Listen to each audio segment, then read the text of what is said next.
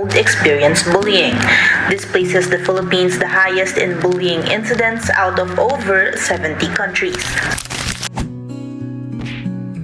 Hi everyone and welcome to our podcast. I am Rana Jean Y. Daniel, your host for this discussion. Today we will be talking about an issue that is prominently seen in our generations and it's very much happening in our society today. Even right now, as I'm speaking to you, there might be someone who's being a victim to this problem, and that is bullying.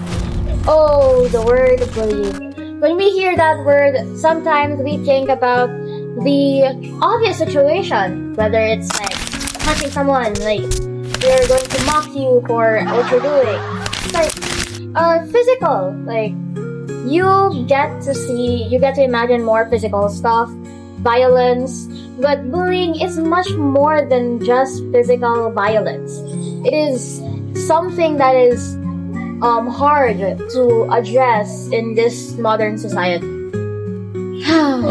Kaya nga, no, I agree kasi bullying now is not always visible. Like, there are two types of bullying kasi. Through online or visibly. Una natin yung invisible. Yeah. Kasi invisible, like, Rona said, ano yung sinabi mo? Yung mga gaslap. Yung parang nag-punch ng tao. gapunch ng tao.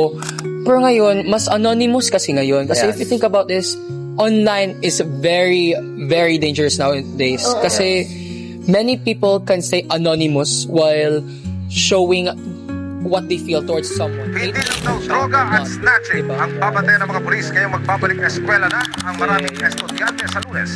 Isa pang tututukan nila ang mga kaso ng cyberbullying. Mas napapadali yung pagbubuli kasi mas wider yung Platform, no? platform. Tsaka mas hindi nakikilala yung mga tao like naggagawa sila ng like yung accounts or like Mga alt accounts.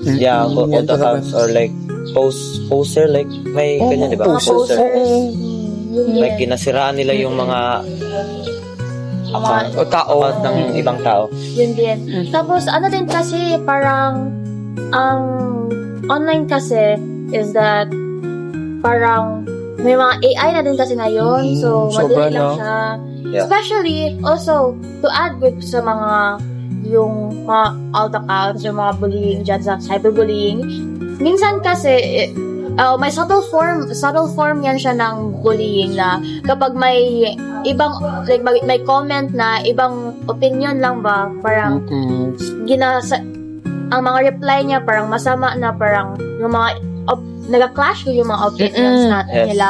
So, isang form na din yun ng bullying. Yeah. Lalo na yung parang ginamurahan ka na, uy, pangit mo masyadong ano yung ginaisip mo? Ayan ba?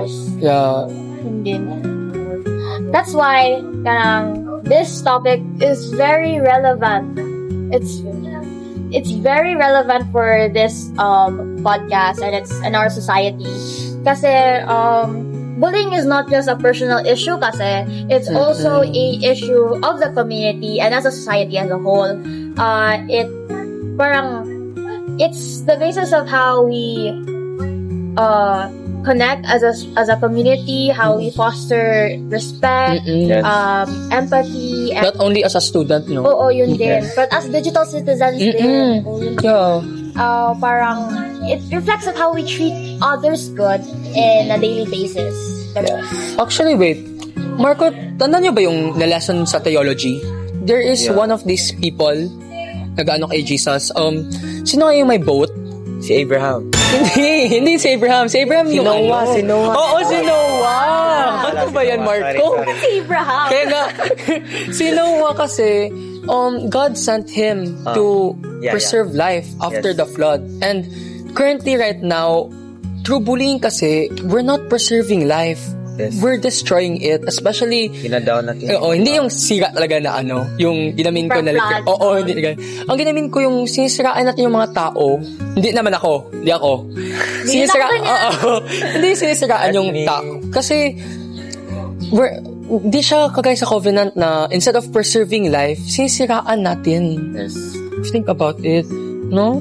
Tapos parang imbis na we have to treat others with respect and accept them that they have different opinions, parang invalidate their feelings and opinions na hindi siya tama, na hindi naman din siya fact.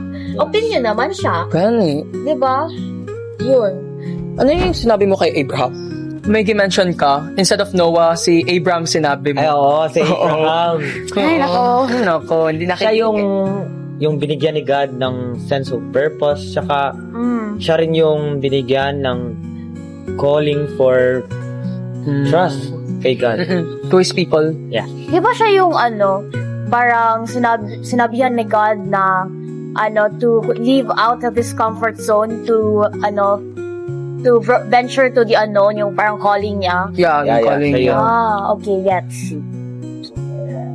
Si Moses naman, siya yung binigyan ni God ng, alam niyo yung table of, yung commandments. Oo, yung Ten Commandments. Yeah, oo. oo. Table of, akala ko sasabihin mo table of contents. Ano yan? Libro? Joke lang. Right. Fair. Oo. Siya yung mga laws, like, do not shout, do not shout. Wait lang. If you're talking about that, one shall not steal. Shall not steal ba yun? Thou shall not steal. Thou shall not steal. Oo. Basta Oo, yun mga na Ten nga. Commandments. Oo. Siya yun. Parang, di ba parang feel ko like, kung i-connect mo niya siya sa bullying, ginasabi ni God na parang, I give you parang this promised land. You do these rules to build a just and parang respectful na community that parang inclusive na community ba, parang gano'n. 'Di ba?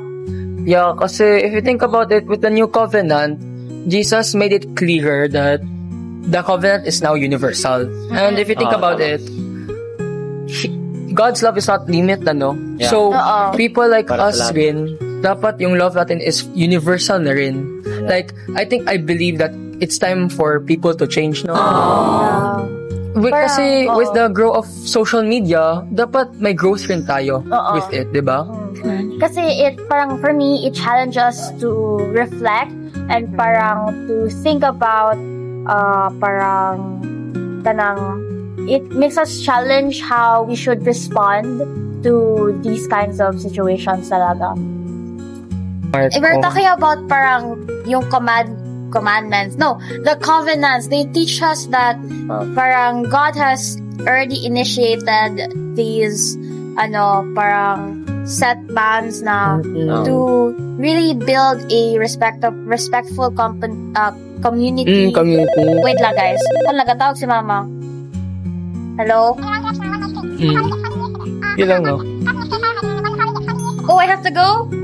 Oh! Okay. Alis ka na? Aalis ka na.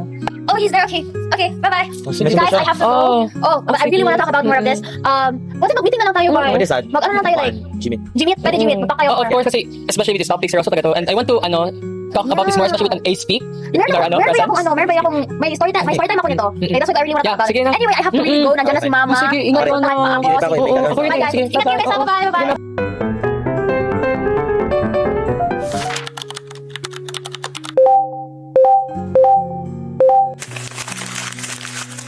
Thank you so much, guys. Sorry na I had to leave earlier. Anyway, let's finish where we left off. So, to dive deeper lang, guys, on this problem. Have you ever had any experiences or parang situations where you've seen or parang observed or experienced bullying?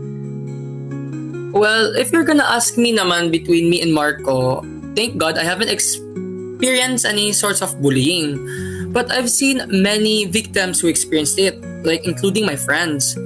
And it made me think that it is really very different with God's goal. Kasi like you said, Rana, if we compare it, bullying breaks down one's dignity.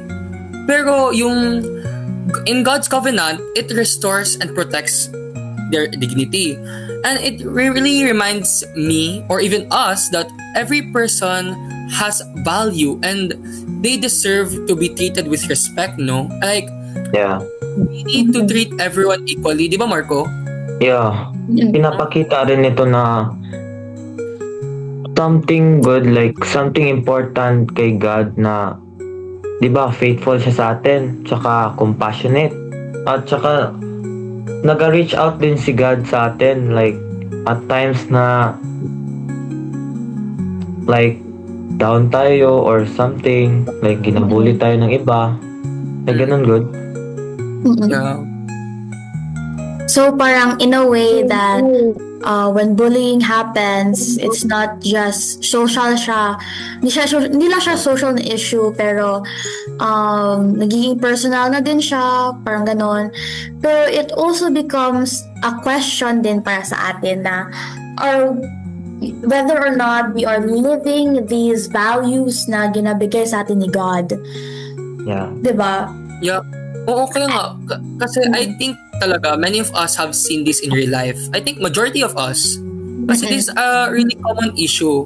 There are situations where someone is repeatedly made fun or na-left out sila. And people around them don't always step in. Like, I feel like I just believe na people are scared to step in and interfere. Diba? Oo, Think yun about it. din. May maisip lang ako talaga po. After talking about this, parang it surfaced parang an experience of mine. Kasi in this bullying, nung bata pa ako nito actually. And ngayon ko lang na-realize that it's actually a form of bullying. Nung nung grade 1 ako, I had a classmate that, he's very vocal when it comes to insults. And he was sitting in front of me.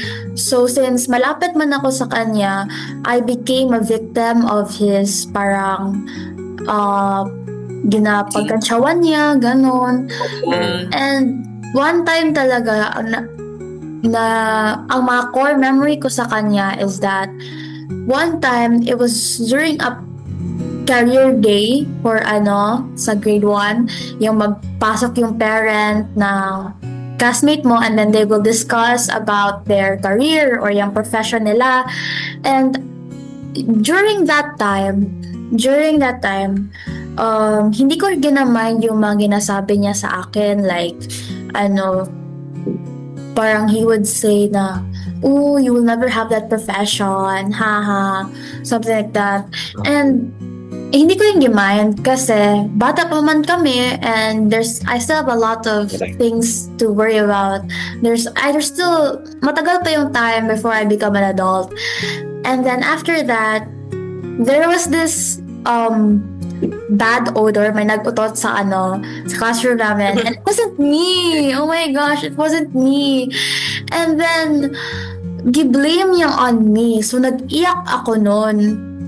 So, and I didn't actually know na parang anong gawin ko kasi parang na scared na ako na what if ibang maisip sa akin ng mga classmates ko, baka daw ako, like unhygienic, ganun.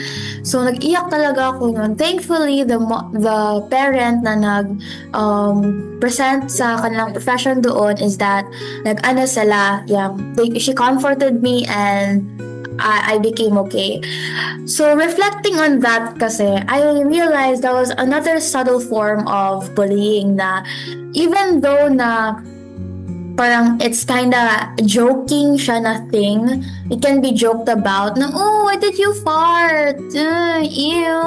It's actually already a form of parang mental abuse, verbal abuse din kasi parang disregard mo yung feelings ng tao and gina-blame mo sila for something that they didn't do, and parang you're trying to spread it to everyone around you na that person is a bad person, and so other people think na you're a bad person na because of what someone said about you. So yun, I really felt na parang bullying di ito. So if that subtle na situation was a form of bullying, what more pa if what more if others pa? So meaning, yung mga typical na bullying types na you would see around dito sa ating in our community, yung sa school, sa bahay, even at home, bullying can happen. And it just makes you think that a lot of these situations are left untalked about. They haven't been addressed it. They haven't addressed it, and parang ginabaliwala lang nila. So it's a form of mental draining na din siya for a person. And Add something wrong. oo, yun. Yes, kasi sometimes if you think about it, the victim, many victims, gina-silence ko sila by others. You know what I mean? Kasi And parang hindi valid yung nila, feelings nila. Ganun. it can make one situation very difficult, diba?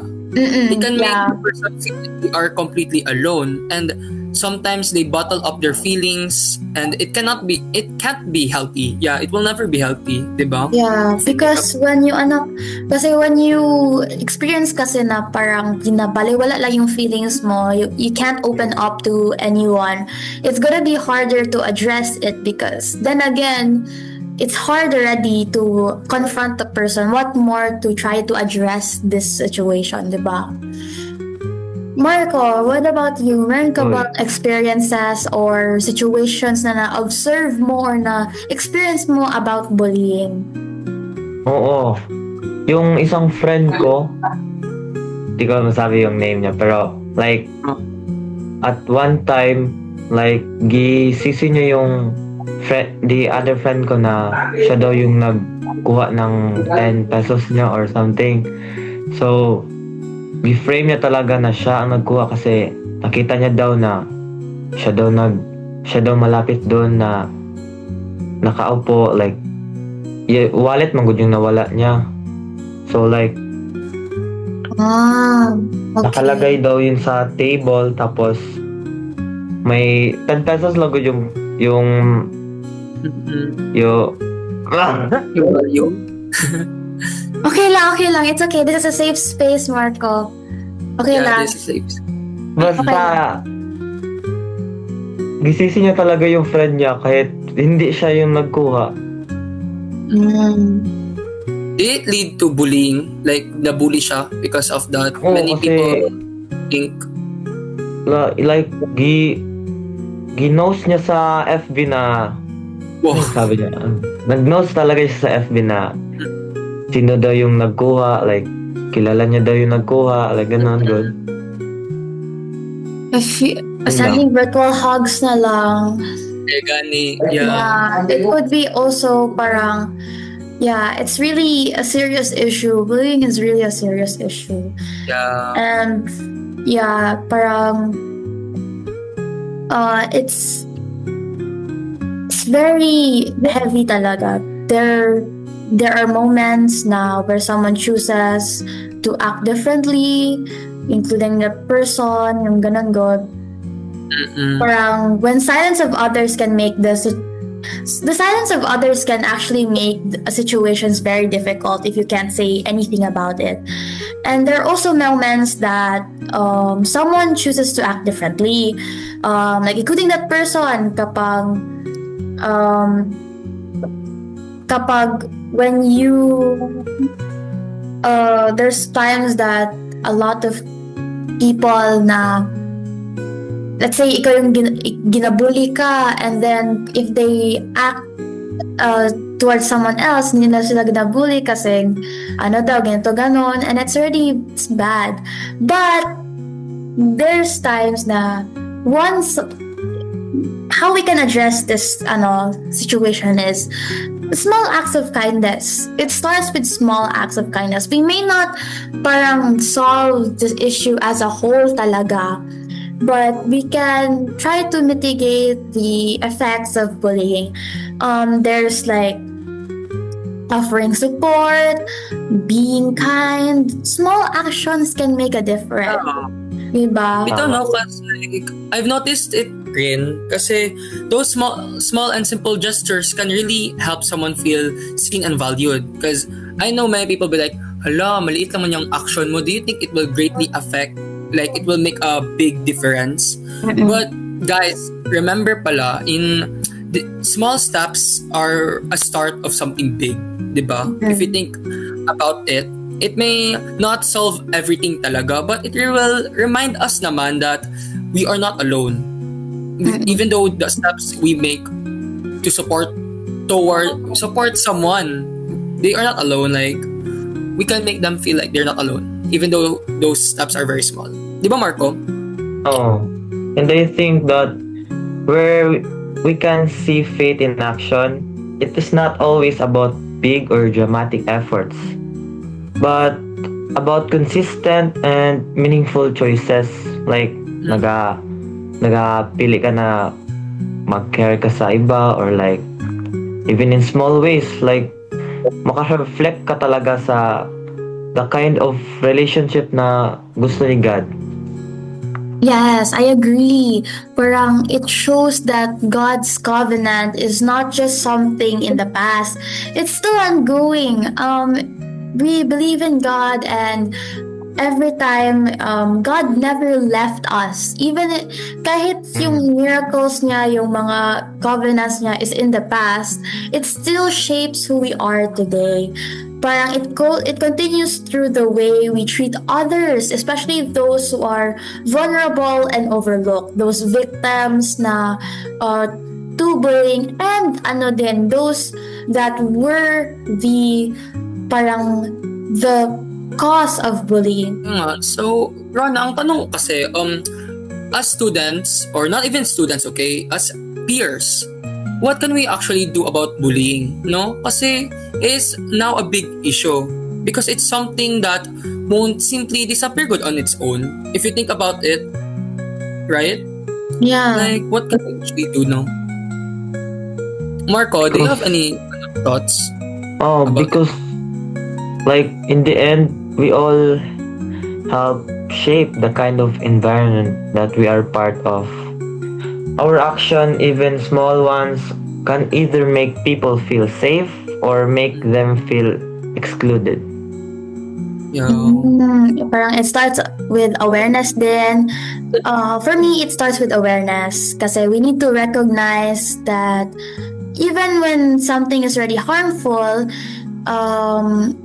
something is going to be considered as harmful kahit na sometimes gina-consider siya as normal to others. Like, what is normal in your environment doesn't mean that it's already technically good or it's considered as parang respectful to others na. So, parang being honest and parang reflecting talaga is reflecting to our own actions, whether we have it in any way, parang it contributed to the problem even unintentionally. Oo nga, no? And responding talaga doesn't always mean confronting someone directly. Kasi maybe we can make them uncomfortable, if you know what I mean. Sometimes it can be as simple as checking on a person. Like, we check on them from afar. You know what I mean? Like, sometimes kasi people are sometimes people doesn't want you to know what they feel, diba? And all we can do is like we include them or choose not to participate in negative behavior to support them.